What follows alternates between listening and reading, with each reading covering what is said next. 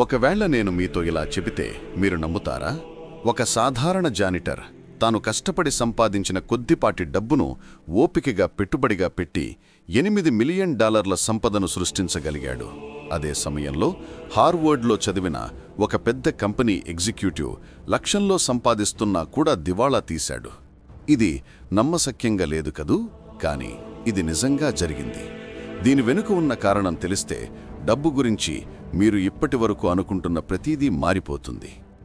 డబ్బు సంపాదించడంలో విజయం సాధించడం అనేది సైన్సు కాదు, అదొక నైపుణ్యం. డబ్బు విషయంలో మీరు ఎంత తెలివైన వాళ్ళు అన్నదానికంటే మీరు ఎలా ప్రవర్తిస్తారు అన్నదే ముఖ్యం.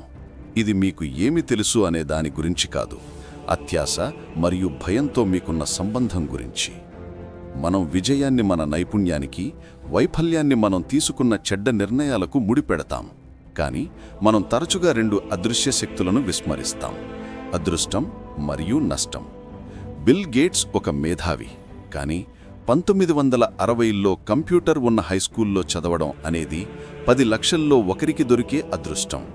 అతని స్నేహితుడు, అతనితో సమానమైన తెలివితేటలు ఉన్న కెంట్ ఇవాన్స్ గ్రాడ్యుయేషన్ పూర్తి కాకముందే ఒక ప్రమాదంలో చనిపోయాడు.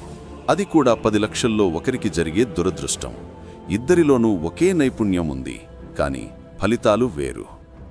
మనం ఒక సమస్యతో బాధపడుతున్నాం. మనం చూసే దాన్ని బట్టి సంపదను అంచనా వేస్తాం. ఒక ఖరీదైన కారు, ఒక పెద్ద ఇల్లు, కానీ అది సంపద కాదు, అది కేవలం ఖర్చు చేసిన డబ్బు. నిజమైన సంపద కనిపించదు. అది కొనకుండా వదిలేసిన కారు, కొనకుండా దాచుకున్న వజ్రం. అది మీకోసం పనిచేస్తున్న డబ్బు, ప్రదర్శనకు పెట్టినది కాదు. సంపద అంటే మీరు ఖర్చు చెయ్యని ఆదాయం. అయితే డబ్బు యొక్క అంతిమ ప్రయోజనం ఏమిటి? అది వేగవంతమైన కార్లు లేదా పెద్ద ఇళ్ళు కాదు. డబ్బు యొక్క గొప్ప విలువ మీ సమయంపై మీకు నియంత్రణను ఇవ్వడం.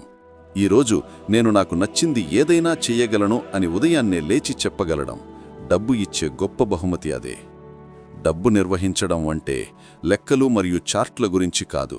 అది మీ స్వంత మనస్తత్వాన్ని అదుపులో ఉంచుకోవడం, మీరు గెలిచినప్పుడు వినయంగా ఉండడం మరియు మీరు ఓడినప్పుడు మిమ్మల్ని మీరు క్షమించుకోవడం. మీరు ఆడుతున్న ఆటను మీరే నిర్వహించుకోవడం. మరియు అంతిమ లక్ష్యం అందరికంటే ఎక్కువగా కలిగి ఉండడం కాదు, అందరికంటే తక్కువ ఆసరా అయినట్టుగానే జీవించడం.